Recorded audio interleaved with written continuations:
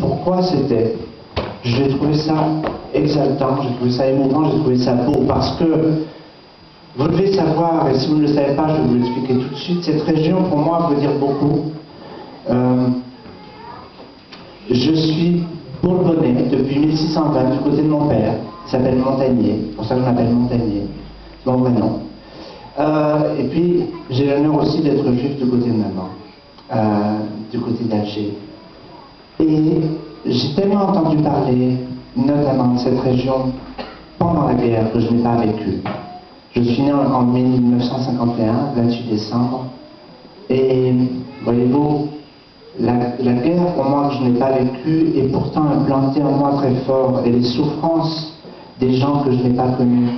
Maman était en France, et elle a vécu toute cette guerre cachée, sous l'anonymat, avec l'empreinte d'une autre identité, c'est-à-dire que mon père, ils vivaient ensemble depuis 3 ans, lui a avoué qu'il n'était toujours pas divorcé de sa première femme, et avec le livret de mariage de celle-ci, maman a pu aller à la mairie en prétendant qu'elle s'appelait Jeanne Faubel, et elle a pu avoir une carte d'identité, ce qui lui a permis de lutter dans la terreur chaque jour.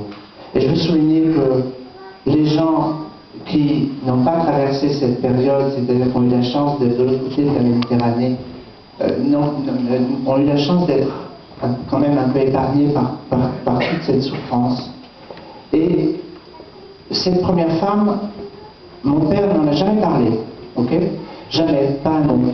Maman m'a beaucoup parlé, maman m'a beaucoup parlé de la guerre, maman m'a beaucoup parlé de Cognac, de la place où il se trouvait, la place principale, où elle avait un bus avec des jumeaux qui étaient dans ce bus. Et il y avait des gendarmes français tout autour qui avaient saboté le bus et qui ont dit à maman, vous savez, si les gens voulaient s'en aller, quand ils parlaient des gendarmes pendant la guerre, c'est des juifs, on les emmène, on ne sait pas où, enfin. Et ils ont dit, s'ils voulaient s'en aller, on fermerait les yeux. Maman est montée sur le marchepied du bus et elle a fait une chose qui était quand même très risquée, je trouve. Elle est allée parler aux jumeaux et leur a dit, je suis israélite, venez, je vais vous cacher, je connais une ferme, venez. Et les jumeaux lui ont dit, vous voyez, les 2 personnes âgées, au fond du bus, sur ce fauteuil roulant, c'est nos parents. Mais on ne sait pas où ils iront, mais où ils iront, nous irons. Mais Dieu sait ce qui leur est arrivé. Enfin, plein d'anecdotes comme ça, et un jour de 2000, l'année 2000, j'adore le cinéma.